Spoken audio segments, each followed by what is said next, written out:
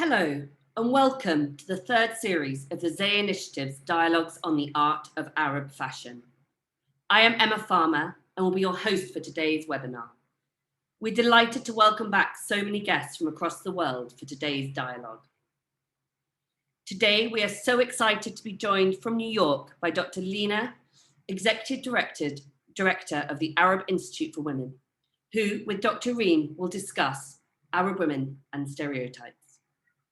The format of today's talk will be approximately 50 minutes of discussion, followed by Q&A from you, the audience. Please use the Zoom Q&A function. Also, please feel free to use the chat function and let us know where you're all from. Just because we cannot be together, it doesn't mean we can't connect through online. For those joining for the first time, the Zay Initiative was founded by Dr. Reem Al-Matwali, who with her team worked to preserve the cultural heritage of Arab dress through the collection, documentation, and digital archiving of Arab historical attire and their stories. The goal is to empower and sustain global cross-cultural dialogue. Anyway, that is enough of the formalities. Without further ado, allow me to introduce you to Dr. Reem, who in turn will introduce you to Dr. Lina.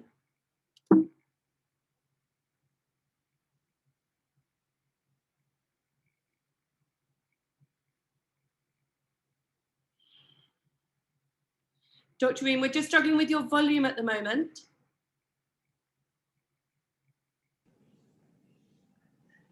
I'm technically challenged. Hi, everyone. How are you?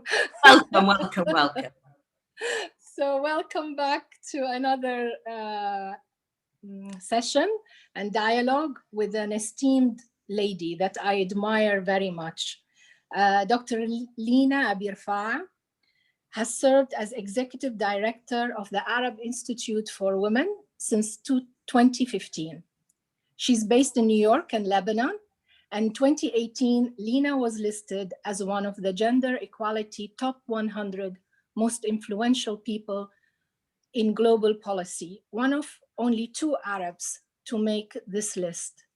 She received this honor again in 2019 from over 9,000 nominations.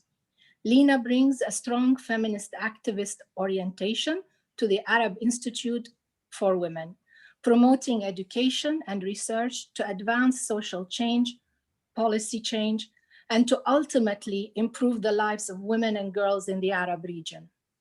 Prior to joining AiW, Lina spent over 20 years in development and humanitarian contexts, working with the United Nations and other international organizations in countries such as Afghanistan, Haiti, Democratic Republic of Congo, Nepal, and others. Her specific expertise is in gender-based violence prevention and response, summarized by her TEDx talk, Women Deliver Power Talk, keynote address for Swedish International Development Agency annual meeting, and podcast interview. Lina is a broad member of various organizations, including She Decides, Forced Migration Review, Society of Gender Professionals, and Greenpeace MENA, to name but a few.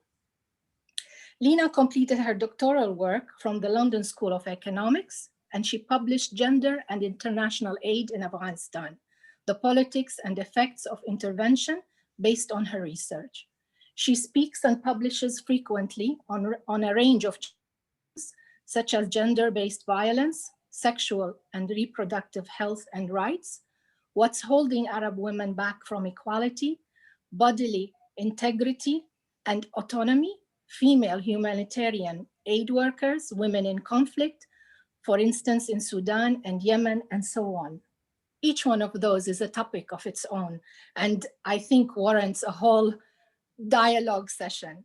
Recently, Lina has focused on the need for a feminist response to the COVID-19 epidemic and its impact on Arab women and girls. Welcome, Dr. Lina, to our dialogues. And let's begin by having you describe the role of the Arab Institute for Women and the challenges you are addressing. Thank you so much, Dr. Reem. I'm delighted to be here. Hello, everybody from very cold New York on this election day. It is eerily quiet. I think this is on everybody's mind and everybody is concerned, everybody is implicated. So just to say, here we are in, once again, virtual lockdown as shops have boarded up and people are told to stay home. And the results will determine not just the course of this country, but much of how the US is viewed around the world. So with that in mind, I think our work becomes so much more important. So when we talk about things like gender equality, like women's rights and women's fundamental freedoms, I mean, those things are on the agenda all the time. And as you know very well, they cut across every single aspect of our lives, from fashion to politics and healthcare and conflict and all of that. And so to bring this back to the Arab Institute for Women, what this extraordinary place does is work at the intersection of academia and activism. So all of the research, education, and work that we do that is more traditionally academic in nature is grounded in the lived realities of women and girls. So looking at how we can impact social change and policy change around the region. And this institute has a great history. It is 47 years old, and that makes it the very first in the Arab region and one of the first in the world. So we're talking about a place that comes with a long history, lots of research, a network, credibility, so many opportunities. And it enables us to discuss topics like this and a wide range of others that you heard. Dr. Reem, thank you for that, that lengthy introduction. So it really is. Your work speaks for itself, Lina. I mean, I am really in awe of the work that you have been doing. And as I said, each one of these topics is a sea of its own, with information and accomplishments as well as obstacles. And I'm sure they need to be highlighted and they need to be told so people will understand the work that you do. Absolutely right. And what is nice about this is it enables us to highlight issues that other people aren't covering, or things that might seem questionable or controversial. You know, we're asked very often, you know, what is the link between women's rights and fashion, for instance? I mean, I think is a wonderful one, or any other aspect of women's lives. And so we demonstrate the interdisciplinarity of this issue, and how, you know, these aren't rights that are just viewed in isolation in a vacuum, that everything is impacted. And so those interconnections for me, I think, are very important. And we try and work with young people, at least as much as we can, to have them see those linkages and then galvanize them into action as a result of that. That's very true. Lina, I know you believe that women's leadership is the strongest vehicle for peace and sustainable development. I want our audience to view this tape or video clip, and then I would like us to I would like you to take us on a discussion on how does this work that you do in the Arab Institute help and empower women in the Arab region. So let's watch this clip and then we go into our discussion. كتار استغربوا حضور النساء بالانتفاضة الشعبية، وكأنهم عم بيشوفونا لأول مرة. بس هل فعلاً مشاركتنا بالحياة السياسية جديدة؟ بال43 نزلنا على الشارع نطالب بالاستقلال عن الانتداب الفرنسي، حتى قبل ما نفرض حقنا السياسي بالتصويت بال53. كنا بالصفوف الأمامية لما الحركة العمالية طالبت بحقوقها ووجهنا السلطة. رفعنا صوتنا لتعديل قوانين الأحوال الشخصية الطائفية اللي بتميز ضدنا. وبالرغم من المسيرات النسائية ضد العنف والطائفية، دلعت الحرب وكفت المعارك 15 سنة. شاركت النساء بالإغاثة وبالقتال وتكبدت الخسائر. ما وقفت الحرب لخسرتنا أغلى الناس، بعدنا مكملين تنعرف وينهم. مع كل الصعوبات كفينا النضال وقدرنا نحصل على أبسط الحقوق، مثل الحق بالسفر، الحق بالتجارة من دون إذن حدا، الحق باستعمال وسائل منع الحمل، الحق بتقديمات الضمان الاجتماعي وبالتأمين على حياتنا، الحق بالحماية من العنف الأسري، الحق بمعاقبة المغتصب مش الزواج منه. كلها صارت أمور بديهية اليوم، بس تطلبت معارك قاسية خاضتها نساء بطلات. قطعنا كتير بس بعده المشوار طويل. تعديل قوانين الأحوال الشخصية، الحق بالجنسية، قوانين بتحمي القاصرات من الزواج المبكر وبتحمي النساء من جميع أشكال العنف ضدهم. مسارنا طويل بس نحن لها. This is amazing work, and in such a short clip, it summarizes all the issues that face women in our area of the world, as well as the world as a whole, the globe as a whole. And I wanted you to address how, through your institute, you've been working in this field towards these issues. Well, you know, the video, you're right, is absolutely beautiful and powerful. I've seen it so many times and I find it inspiring. You know, it gives me chills because I feel like it's so important to remember how critical this fight is and how we cannot take any of our rights for granted and how we don't even know, you know, some of the rights that we think are very simple, very mundane, that, you know, the right to wear pants, Yes. to circulate freely, to have a license and identification that is your own, to travel without permission. All of these things, you think these have always been there, and they have not. They are long and hard won, and they have been the subject of fights for generations before us, our founding feminist foremothers, you know. So when we talk about equality and empowerment and these things, we really take a critical look at how this movement, how a feminist movement has always existed across the world, in every single country, in every place and time. It is not something that is Western or imported or imposed or any of that. It is indigenous, and it has always been there.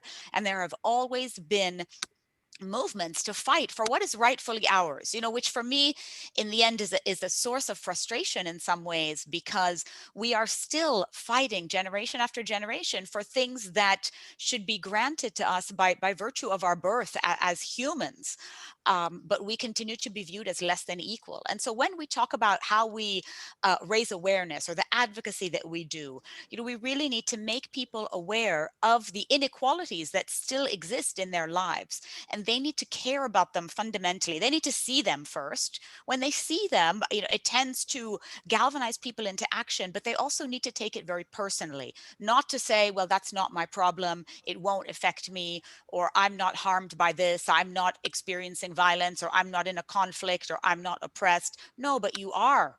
And you don't realize how pervasive it is. And so in conversations, especially with young women, we say, you know, you need to open your eyes to this, and then you will see that this is a fight that you need to be engaged in. And everything that you do or don't do, all of the choices you make have implications.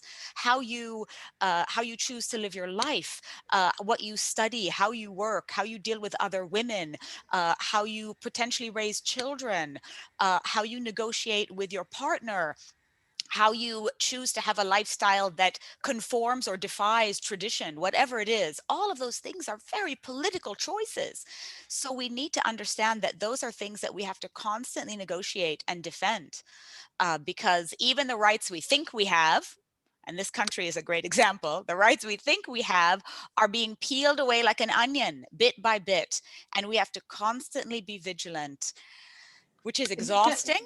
Can you give us an example, Lina? I know. Absolutely.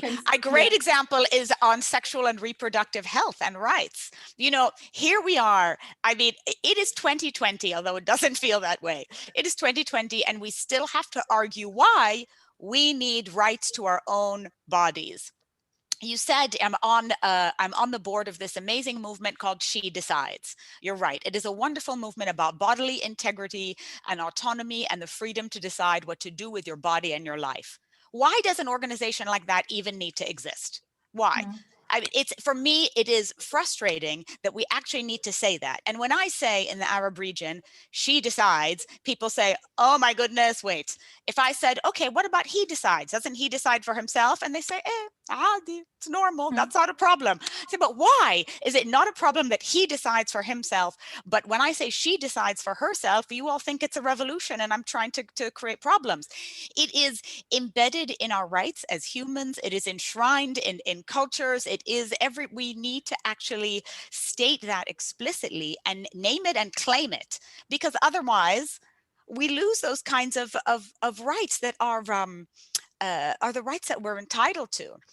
So something like bodily autonomy, the right to decide what to do with your own body. I mean, no one would dispute that for men, but in every country around the world, we are still fighting about our rights to make our own reproductive choices, family planning, contraception, abortion. What happens if you experience violence? Because most countries will tell you it's your fault. And on and on, and all of these things where your body becomes a public a subject of public discussion, a political playground for different pawns and different parties to wage some kind of a debate and decide what to do with you. We've seen so many times in discussions about women's bodily integrity and rights that the room, every room from the US to other countries, is filled with men. And you think, how is it that men are deciding what I'm supposed to do with my, it makes no sense. And that's true in governments, that's true in across cultures, in terms of who makes those decisions about what is culturally acceptable, that's true in religions. These are all patriarchal tools, and we become victims of that. But we cannot continue to do that. And what about looking at it from a Palestinian lens? Does it differ, or does it have a particular outcome or a particular twist in it? How does it compare? Well, from a Palestinian lens, what's interesting is that when you talk about women's rights or freedoms in the context of other challenges, like the national struggle, like a conflict or economic insecurity or whatever it is, people will say, this is not the time for you. This is the time for the national struggle that should supersede the feminist struggle. So you will always, it's the, we call it the tyranny of the urgent, right? People will always tell you, listen, girls, this is not the time for you and your little rights. Sit tight. We'll get to that later. Don't worry. Now, the big boys have to decide what to do about peace and politics and borders and boundaries and conflict and, big issues. No, there's no peace, there is no sustainable development, there is no country or border or prosperity or anything if half of the population is left out of it. So women need to be at every table, at every leadership opportunity, making every possible decision. It is not something that we can park for later. Women need to be involved in peace, in negotiating any kind of arrangements and all of that. So the question of Palestine, because it's a very long running protracted crisis, I mean, this is something we unfortunately do well in the region. We have many of these and they drag out for generations. We lose generations of people who live their lives entirely embedded in conflict. And so it becomes harder to articulate our rights in those settings, but still they need to be there because actually women are critical to peace. Women are embedded in the communities, part of the social safety nets. How can you even discuss peace if you don't have half of the pie? It's impossible. Very true, very true. I'll take us to the next point, and that is how do you think Western cultures understand and interpret Arab dress and fashion? Has this changed over time? I see this photo that you've put up there, and it's fascinating because I still think of Edward Said and Orientalism and these conversations that we have that constantly kind of fetishize something like the veil and this style of dress and this intriguing kind of obsession with, what's behind or beneath the veil. I saw it in Afghanistan. I've seen it in Arab countries. I've seen it in so many places where it's eroticized in this way that is that doesn't show the nuance and doesn't explain the value and doesn't explain, where women have choices. It doesn't explain the choices. In Afghanistan, we had lots of conversations about the burqa, and we were, as people who are not Afghan, highly criticized for not understanding what it meant. There are people who see the garment as simply oppressive. There are other people who will tell you it is liberating, gives people anonymity, female people, freedom to move around and nobody knows who they are. They have more room to maneuver if no one recognizes them. It was used as a tool of resistance. Afghan women would smuggle cameras under burqas and take photos and videos showing the world what was happening, the atrocities in Afghanistan under the Taliban. So, there's so many different ways to look at it, but we tend to be very kind of polarized about it. It's good, it's culture, right? Culture is a dangerous word in some situations, or it's bad, it's oppressive, and that's that. But in the end, we fail, I think, in the Western world to really understand what all of that, the nuance of it. And now, ironically, there's been a lot of conversation about how here we are under COVID in a global pandemic, all masked and covering our faces, and that's almost normalized. Women who are veiled and are covered, I think are probably laughing under there thinking, look, now it's all of us, now nobody knows who anybody is, and there you go. And I think there is, there's some irony to all of this. But what's important for me, is that all of these things are done based on genuine choice and freedom of the woman to choose to cover or not, to dress how she wants, when she wants, and where she wants, and understanding that she is free to do so. And I don't think that's the case in many places. And that's where it becomes problematic, when other people decide for you. That's very true. And I think this is the key element, is the fact that it's not whether you choose to do one or the other, but whether you have the choice to be able to do one or the other. Exactly right. Exactly right. I mean, and that for me is core to the feminist movement. It is about having the full range of choices and being able to freely select any one of those. If you want to be a mother and a homemaker, you want to be a CEO, or anything in between, you have that right. That's the kind of freedom that we fight for. That's the kind of choice that we advocate for. Yes, that's very true. We come to this one, which I think it's going to intrigue and interest a lot of our viewers. And I wanted you to touch upon the current status of women's rights in Lebanon. Yes. And what are the attitudes and expectations that exist on women's fashion and beauty today?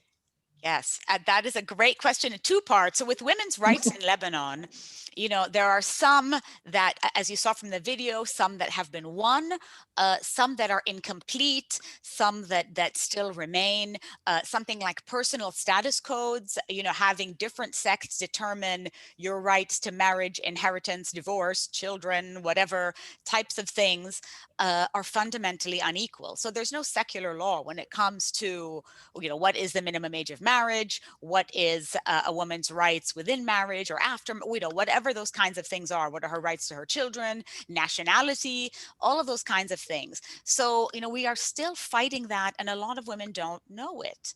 And they don't understand that these are things that directly implicate them, and this idea of, I keep saying, please take it personally. Don't wait because you think you won't be affected, because you inevitably will be affected. You might choose to marry a foreigner, and your children will not be Lebanese. You might find yourself in a marriage that is violent, that includes marital rape, and that is not in the domestic violence legislation. Let me go into that a little bit deeply to explain that women's organizations and women's rights advocates fought very, very hard for domestic violence legislation in Lebanon that was passed in 2014. Now, this has happened slowly all around the world, where people suddenly come to realize that violence against women in the domestic sphere is not a good thing. It's not a personal matter. It is a matter of security. It is a matter of women deserve the right to be protected, and so on. And that has taken us a long time. And even in countries such as this, we still have issues with women not able to report, not able to access justice, not being believed, and women being killed at the hands of their partners everywhere. So this for me is, a very big issue. And so in the discussions prior to 2014 around what should be included in the domestic violence legislation, marital rape also was a part of it. Now, what happened was all of the religious leaders in the country, who generally agree on nothing, agreed on this one thing. And they said, this is not a part of the legislation. We do not accept. If it is included, it will destroy the social fabric of the family. Really? Yes. Now, I thought to myself, I could not understand, what are they saying here? What they're saying is the social fabric of the family is built on a man's sexual right to his wife at any time, regardless of her consent.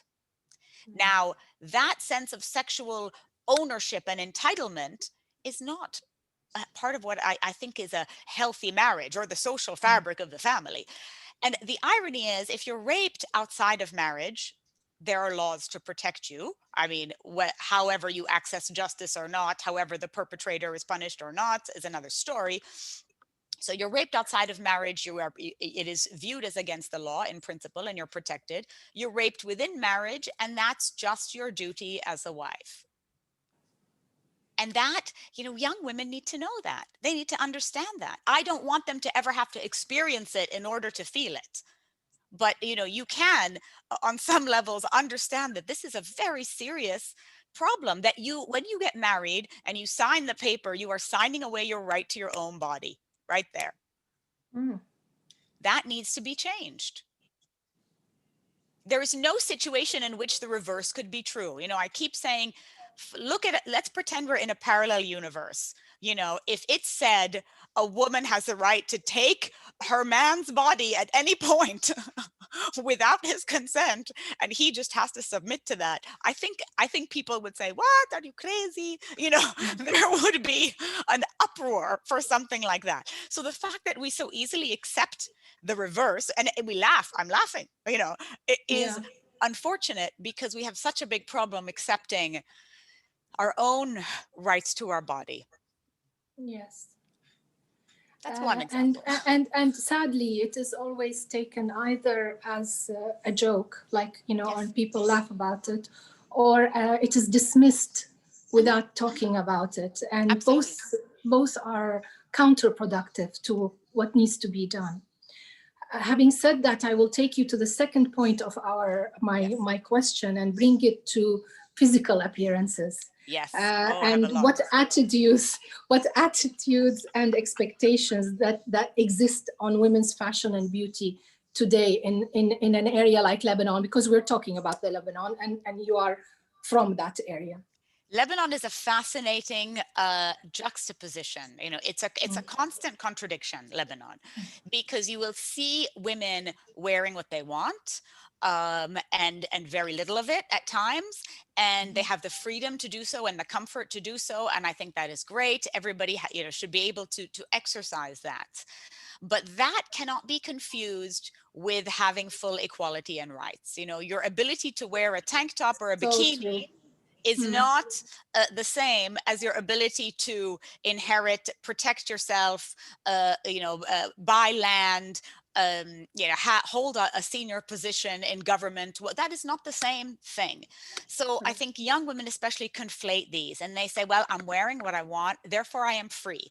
No, you can wear what as little or as much as you want, and your freedom that is in the law, in culture, in society, in religion, in people's minds, in social attitudes and perceptions, is not the same thing. So I think, in many ways in Lebanon, women kind of compensate in that way, or overcompensate, thinking that this is the way that they show their liberation, and maybe they're not even conscious of that. But I think beauty standards, I feel like as long as you understand as a woman why you are doing what you are doing and what the implications are of it, I am all about supporting that kind of freedom. But again, you still have to fight for everything else, recognizing that your full package of rights are notably absent. When I started to kind of understand feminism and I think build my feminist consciousness, I asked myself, I said, all right, am I wearing heels because this is part of the patriarchy's expectations that I wear heels, or am I wearing heels because I like to wear heels? And I would ask myself, lipstick, I love lipstick, I love it. Now we're all masked, I hardly get to wear it. But, I'd ask myself, is my lipstick, part of the expectation, cultural expectation of women to, or do I just love lipstick? So when you think about it that way, it's kind of, it's a lot to unpack, but at least you're being honest with yourself to say, I can, as a feminist, wear my heels and my lipstick if I want, my dresses and my tank tops if I want, and I understand why I am doing that. And I'm doing that purely based on my own freedom and desire to do so. Now, in Lebanon, it's not that clear. And I don't think people have those kinds of conversations as much. I think the assumption is that if you are a feminist, you will dress in a certain way that kind of understates your femininity, not seeing that you can be feminine and be feminist, and I don't see that contradiction, but many people do. But also what's interesting is if you look at who dictates the beauty agenda in Lebanon, who are the famous hairdressers, who are all the hairdressers, who are the famous makeup artists, whatever, these by and large are men. Who are the famous designers? Okay, we have some women, but mostly men. Who is creating the beauty? Who is establishing the standard? Who is enforcing the standard? And this is a place also where people comment on each other's appearances in ways that might not be comfortable in other cultures. About, oh, you really need to do some Botox, or you gained weight, or this, or, there is a lot of conversation that is about your physical appearance that is deemed acceptable. And it's more often criticism than a compliment. It's like, you need to fix yourself, you've let yourself go type of commentary. So Very people true. are, this is a way of kind of socially correcting you as a woman to say, you're deviating, you got fat, or you've got wrinkles, or you've got whatever, you've got short hair. I can talk about that whenever you're ready. Yes, and I wanted to remind you to talk about your experience with your barber or hairdresser, or your haircut. I think it was an interesting story that you told me. This is one of my favorite stories of, inadvertently kind of pushing the boundaries of the patriarchy. I've had short hair for 25 years. So when I moved to Lebanon in 2015, I could not find a hairdresser, they're all men. I could not find a hairdresser who would agree to continue to maintain my short haircut. I had comments like, were you sick? Had I been ill and now the hair is growing? Why are you making yourself ugly? I don't know how to cut this. It was very painful for them to do this. And I said, this is coming with a lot of baggage. It's exhausting for me to go to a hairdresser and have to explain why I do this, but you'd look so pretty if you grew it, on and on this kind. And I said, I actually, long hair doesn't look good on me. It's not my attempt at making a grand political statement. It's purely, as I, constantly check in with myself on things like this, it's purely because I'm lazy, and also because I probably look better with short hair and long hair doesn't suit me. Very simple. So here I am making the rounds of hairdressers. No one is accepting. I finally went around the corner to a barber, a one-chair guy, and I said, and it was called George Saloon for Men. Saloon for Men. So I walked in, I said, "Are you George?" He said, "Yes." I said, "Have you cut hair on a woman before?" And he said, "No." And I said, "I'm going to sit in this chair, and congratulations to you. I will be the first woman whose hair you cut." He said, "But I don't know what to do." I said, "George, take the clippers and do whatever you want. And by Tuesday of next week, it will grow back. And I don't care. It's only hair." And he said, "But we're not used to this." And I said, "You will get used to it." And that is how I spent 4 years in the seat of George, the barber, arguing with him when he was going to change the saloon for men. I said, saloon, first of all, is not even correct English. And for men is not accurate anymore because it's for men and Lina. So we need to have this... need to have this discussion. And finally, as I was leaving, I felt like I had won him over, because he said to me, "I love short hair on you. It suits you." I said, "See, I told you." It was a very amusing anecdote, because even in that negotiation over the choice of a haircut became a subject of conversation, and became something that kind of distinguished me. And people said, "Oh, she has short hair. She runs a women's institute. She's probably a lesbian. She probably, everybody like loads assumptions onto you, or she's radical, or, she hates men, or what." You are weighted with all of this baggage, when it's really just a simple choice of, your own personal aesthetics and how much you want to brush your hair or not. But how do you feel regarding what's happening nowadays? Do you feel with all this technology and global interaction, social media, and so on and so forth, in an area like Lebanon, where people are very much conscious about, especially women, about the way they look, and are they gravitating more towards that line, or are they becoming more, and with all the miseries and disasters that Lebanon is facing nowadays, and all the issues that people need to really focus on, how do you feel that, are they going in this direction or the other direction? How do you assess it? You know, the challenge is, and I'm going to, generalize a little bit, because there are diversities and there are deviations, and I think that's so important. But what I find, and especially now as Lebanon continues to deteriorate economically, politically, with the blast, so many, I mean, it has been dealt a very bad blow, one after the other, and people have not had a chance to catch their breath and recover.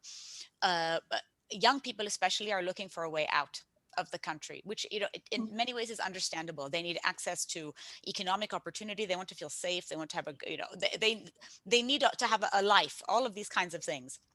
It's a terrible time to be a young person starting a life in a place like that, or really anywhere, anywhere. But what happens to women is, by and large, they tend to view their physical attractiveness or their beauty in the narrow ways that it's defined as as a ticket out, as a way to marry out of their circumstance. And I think, that is, that has been the case always. It's not just Lebanon.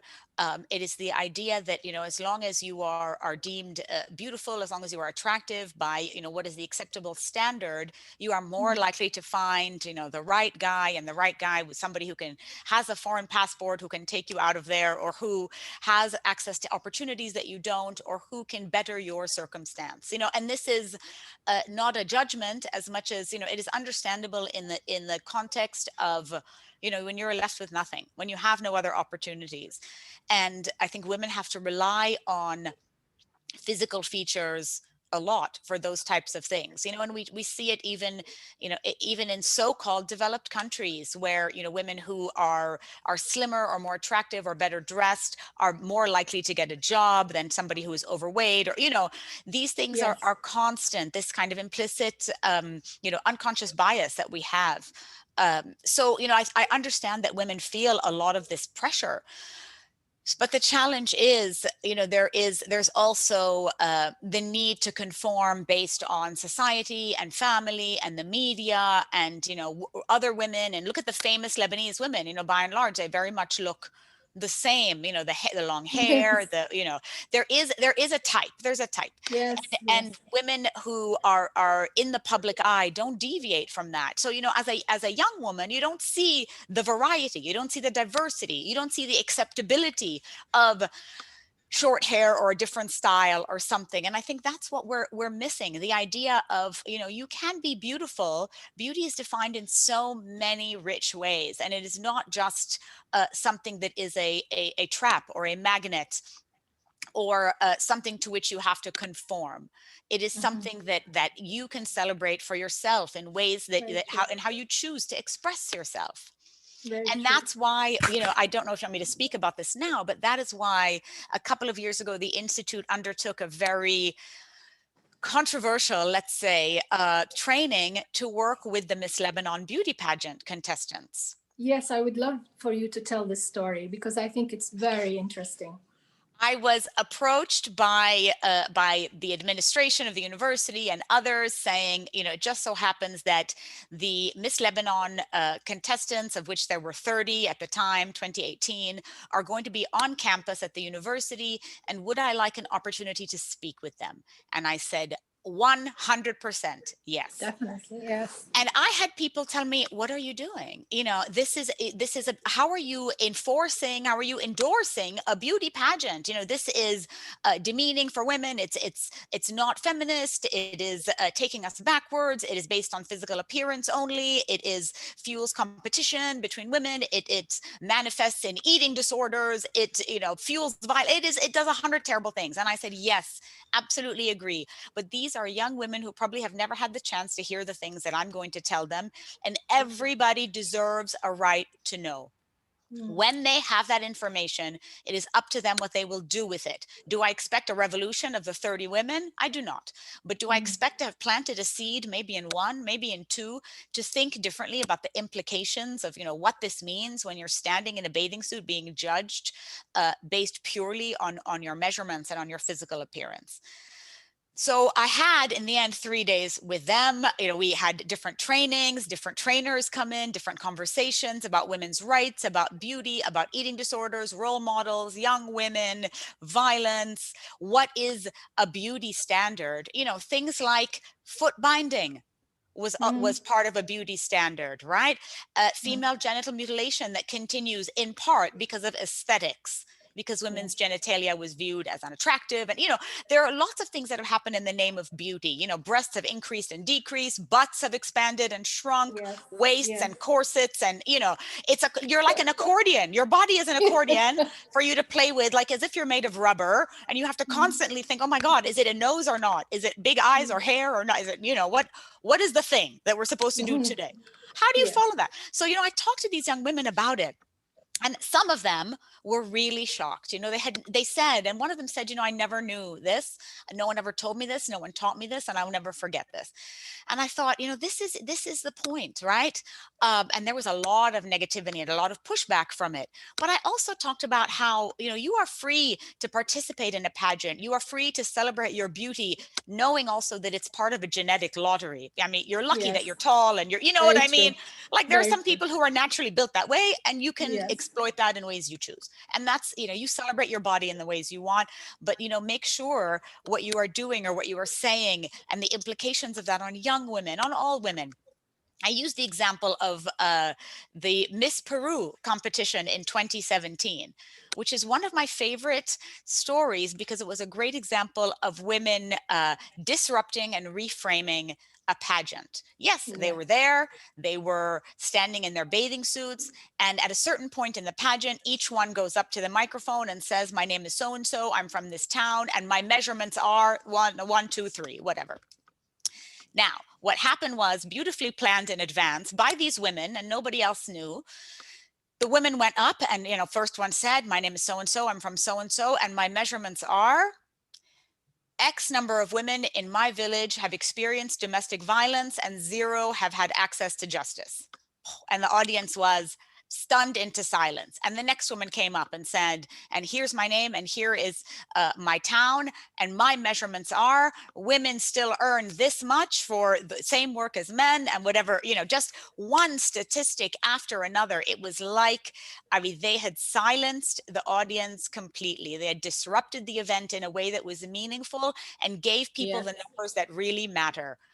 This idea of your bust and waist and whatever is arbitrary when it comes to how many women experience violence at the hands of their partners. 1 in 3 women and girls worldwide are going to experience violence. Women earn X cents to the dollar still in the US and everywhere of a man.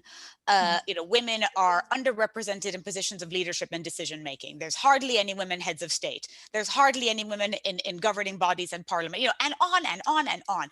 And these women just, gave it to the audience, and the world turned and said, that's extraordinary. So I told that story and some other stories as well of, ways to use your voice to the advantage of women. You're going to be in the public eye. You're going to be a role model. You are going to be influencing women, especially young women and girls.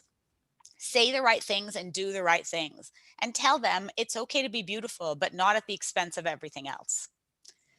Yes, and what it brings me to the point of the intersection between what you do and what we do in the Zay Initiative. How do you view that? And how do we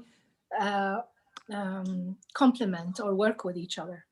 What I love about what you do is you're celebrating the diversity. You're preserving the heritage. So you're honoring that. And these are so many pieces of history that would otherwise be lost, so you're documenting, you're collecting, you're preserving, and you're sharing. And I think there's a huge value in that. And us, in our 47 years as an institute, we do that all the time, to know where we came from and who we are, and to understand the meanings of that, and it's not just superficial.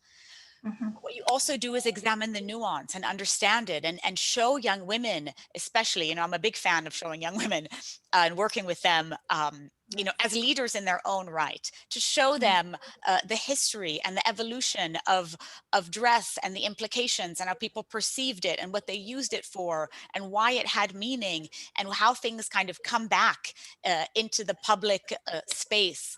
And your choice of dress is yours to make, absolutely, but you are not free necessarily from the impressions that people will take of your choice of dress, you know, and what that means, how people perceive you, how to honor your history, and how to take from that what is good and rich and respectful of women, and how to adapt and how to evolve and how to build something for your generation and the next generation that is not you know, completely new model, because it doesn't have to be. You know, I see the way that you preserve and document dress the same way that we talk about the history of the women's movement. You know, it's always there. It has changed. It needs to continue to be there. We need to understand why it's important, and we need to take the things that we've learned from the experiences of the past and build something that honors that, but also is relevant to the future that we want to build.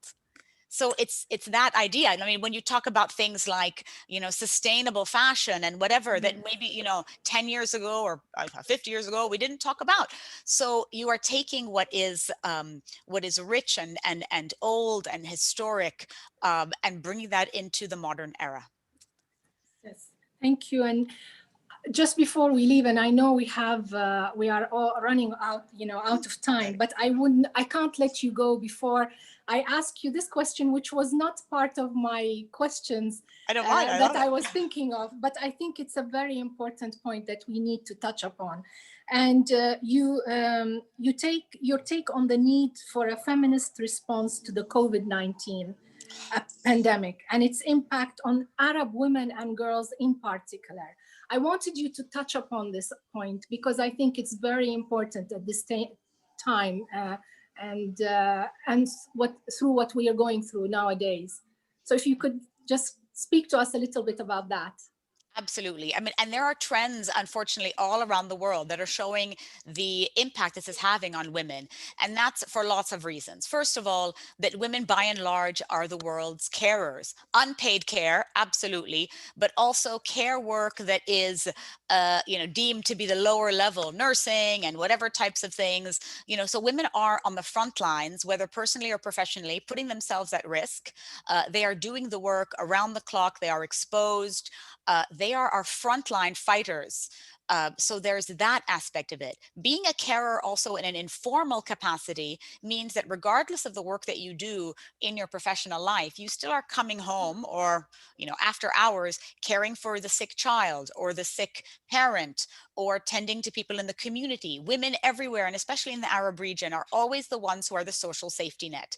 They know who needs help, how to help them, what they need, how to reach them. So this is kind of you know, a natural, in many ways, a natural role. And so this creates a lot of burden. So, I mean, there's a health aspect of it that has taken a toll. There's also an economic aspect. You know, women are the first to be fired or laid off, the last to be rehired. Yes. They are deemed as, you know, non-essential in terms of their work. So they will suffer a massive setback economically as well. You know, women who were building their careers, advancing, this is a setback. Many might never go back. They might not have the opportunity to go back. Jobs might be given to men first. The idea also that this prompts us to revalue women's work and what it means to take on all those burdens personally, professionally, domestic, whatever, family, community, society, and so on. Because we are all at home, you know, in the context of a domestic relationship, I would like to think, you know, and this might be the silver lining, I'd like to think that men who are now also working from home are suddenly seeing the obligations of their partners in terms of childcare and cooking and cleaning and whatever, and maybe opening their eyes to that. And as a result, one would hope, building more equitable relationships from that. Because when you see that, you know, you're homeschooling the kid and lunch has to be ready and, you know, and the grandma is sick and whatever else, that those are things that don't stop between 9 a.m. and 5 p.m.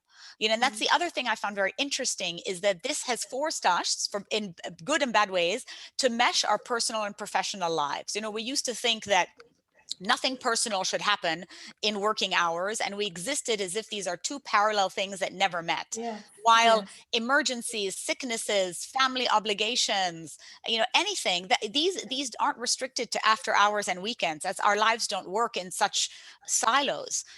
So now, here we are in each other's homes. You're in my kitchen. We see each other's children, or in my case, my dog. We are integrating in ways that I think are finally showing that our personal and professional lives have always been intertwined. It's just that we had to pretend that that wasn't the case. That's very true. Those are interesting kind of implications of it. But then what is the most important is the increase in domestic violence, because we're talking about a situation where we're all in lockdown together. Everybody is unhappy. There is a lot of stress that has been created. People who were living in situations of intimate partner violence are experiencing it much more severely. Those who might not have been may have new cases of it. These like hotlines and whatever calls are going through the roof. People cannot keep up with the demand because there's no way to access help. Women are stranded with abusive partners, if that is the case. And this kind of situation is creating so much insecurity that is amplifying violence, and there is no way to help these women. And when we're told, stay home, stay safe, that is built on an assumption that home is safe, and home is not safe for all women. And intimate partner violence is the most common worldwide, and certainly in the region.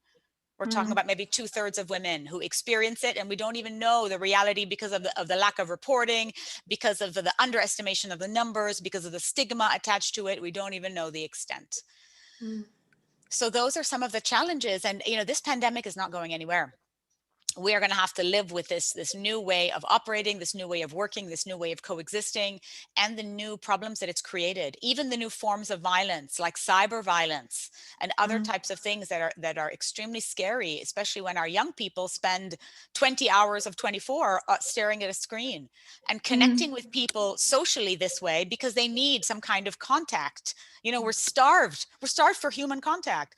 And that also leads to dangerous people who tend to exploit those situations. Yes, very true. Very true. I think Emma has appeared to tell us that we need to come to an end to this. This is so interesting. Thank you both, Dr. Lina, Dr. Reem. Just a conversation I think that we touched on so broad, we touched on so many points, just hit the surface on so many topics. And I'm just going to ask a couple of questions which will come in from the audience. So they're not in any particular order. So the first question, what are men afraid of? Why are they working so hard to keep women in their place? Oh, what a powerful and beautiful question. And I think, that's really that's the $6 million question, as we say. Are they afraid of losing their power? Yes. This is true throughout history. Are they afraid, that we hold a power to reproduce and they do not? We fuel the human race, right? Are they afraid that we will oppress them as we have been oppressed? There are so many different theories to this, and it's not an answer that I have. I think it's a subject of a whole conversation. But I do think it's about men's view of their own power and their right to abuse that power, and the sense of entitlement that they have been raised with, that they have been led to believe is, brings them their perception of superiority and positions us as the inferior partner, as the number two, as the support structure, as the de facto servant in so many ways, domestically, sexually, in whatever ways. So if you are in a position of power, I think you'd be threatened. You don't want to lose. It benefits you. It fuels you. You have that privilege, and it has gotten you where you are. You look at men who are successful. It is not because of their own initiative necessarily. It is because they have somebody who has supported and looked after the children and fed them and handled everything else so that they can achieve their goals. So, it's this kind of perpetual cheerleader function, if you will, that has been placed on women that men are by and large afraid to lose. And I think are we also, could we be generalizing a bit here as well? I mean, I think men and women should be partners, and I see that a lot in men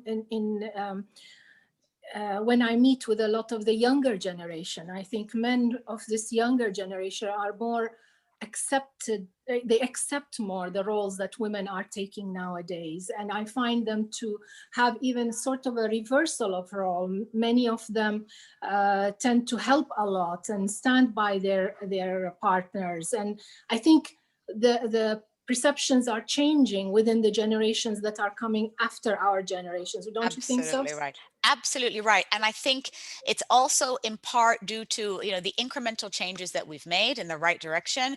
It is due in part to what I see as younger and younger generations of women being more aware, more articulate, more firm in what, in their rights and what they want. They want to work, they want to succeed, they want to have that and a family, they want to do things on their own terms. And a lot of those things are no longer up for negotiation for them. And so, I'm very comforted by the fact that, we can pass the baton, as we say, knowing that these young women are going to continue to drive that forward. And you're absolutely right. I mean, what's important to know is that, it's not to position all men as perpetrators or as power holders or power abusers at all, because actually there are men who have always been partners and allies and champions, but I want their voices to be louder. I want them to build situations, in the home, whether, with their parents or their partners or their children, whatever it is, that reflect and embody that equality. Our first understanding of partnership, of male and female roles, comes from viewing our parents. That's and if we see that, mom is always doing the dishes, and occasionally dad says, let me help you with the dishes. No, Habibi, that's not right. Like, those are your dishes too. It is not the language of I am doing you a favor. It is a language of we both ate on these dishes. We both clean these dishes. And how you frame that is so important for a young person who is watching and, taking notes to understand how they're going to live their life. So it's a responsibility we all have. Yes. So true. And then moving very away from this, and I actually had to do a quick Google so that I knew what I was asking the question about. Lina, can you please tell us how we can get involved in your upcoming activism arts competition that's coming up a little bit later this month? Easy. Submit your pieces. Tell the viewers all about it. I'm sure what we did. Okay, so every year globally, there is a campaign called the 16 Days of Activism to End Violence Against Women. It starts on the 25th of November and ends on the 10th of December. So this is a global campaign. Now, we at the Institute decided we wanted to do things a little bit differently. This was 4 years ago when we launched this initiative. And we said, let's do something a bit more fun and engaging and really bring young people into the conversation in ways that they might like, rather than saying, we're going to offer you a lecture, a very exciting lecture on women's rights, where even I could fall asleep. We said, let's have them think about what this means and articulate it in ways that they might appreciate. So we said, let's do it using art. Video, paintings, poems, performance, whatever you want. So we asked for submissions for people who are, I believe it was 25 and under. Maybe it's, anyway, we change it. Now it's 30 and under. Okay, thank you. Thank you for checking. Good. Anyway, I just missed the cutoff. I just missed it. So, we say submit whatever you want that is a piece that expresses how you want to end violence. In this case, it's about, living in conflict and insecurity and the perpetual state of emergency, whatever. And we have had some extraordinary submissions that have blown my mind. And that is because we've created a creative outlet. We have galvanized people who are not necessarily aware of the issues, but have used the competition to become aware. We have built what I think is a small but increasing army of accidental activists who suddenly realize in their investigation of how they're going to position their art piece that there is injustice and they need to address it. And using art to address it, I think, has universal appeal. We have gotten submissions from girls as young as 10, drawings and crayons. I mean, beautiful things that really show that we've tapped into something that is powerful. We now have a massive archives and body of work, submissions by young people in the form of, and this is men and women, both. In fact, the very first time the winner was a young man who submitted a video, and we can share those links because I think they're so powerful. Very interesting, yes. Short video compelling women to talk about and report intimate partner violence and, what happens when you hide it. And it is 30 seconds and it's just, gives me chills to even talk about it. So all of those have have been extraordinary. And this is just my favorite time of year to see what comes in. So please. And Dr. Reem, I think that links so beautifully to the Zay and how we talk about dialogues on the art of Arab fashion. And I think maybe, Dr. Reem, if you could just sum up on how you think that links, and it'd be great. No, I think what we are trying to achieve through these dialogues is to put across different point of views, different perspectives on issues that some people think, or many people think, have nothing to do with dress, nothing to do with how we look, nothing to do with how we carry ourselves. But dress and adornment has always been an expression of self-expression. It is what you want to tell people about you through what you are wearing, by the way you're doing your hair, by the way you're acting, by the way you're talking. These all fall into this part of what we're doing at the Zay Initiative, although we collected in a tangible format through dress. But we are collecting all of this and presenting it and sustaining it so that individuals will be able to learn from the stories that come with it. And we try to empower the women by keeping their stories alive, by keeping their thoughts and memories alive through the articles that they are donating and presenting to us. Thank you, Lina, so much, really. This has been really exciting, and I am in awe of the work that you have been doing, and I know very well how these topics and these issues tend to be swept on the side, and people look at the shells rather than core of the matters. And what you're doing is something that not many people really see on a daily basis. We feel it, and we fall trap into the outcomes of what we are in. But it's people like you who have paved the way for many others to come. And I thank you for all your work, and I commend you for it, really. Thank you. I think we are sisters in the same struggle. I'm so grateful for the opportunity. I could have gone on for another hour. Me too. Thank you both so much. I'm afraid I am going to have to finish it, but to you, the audience, we hope you enjoyed the session. Our next English language session will take place on Tuesday, the 17th of November with Kerry Taylor from the topic Kashmir to Paisley. But in the meantime, do join Dr. Reem next week, Tuesday, the 10th of November, for our first Arabic language session in conjunction with our partners at the Office of Public and Cultural Diplomacy at the Ministry of Foreign Affairs and International Cooperation, Abu Dhabi, and the Embassy of the United Arab Emirates in Manama, Bahrain, for an introduction to Emirati dress in Arabic. So I'm afraid I will not be joining you, as Salam Alaikum is about as far as my Arabic it goes these days. I've lived here since I was 7. So I won't be joining that session, but details of that session will be posted on our website very, very shortly. Have a fabulous day, evening, And night. thank you. The American elections, it's a big evening Yes. where you are in the world, and thank you all Yeah. for joining us. Thank Lina, thank you very much. Thank you. Everyone, thank you very much for joining, and I hope you enjoyed this conversation. It was very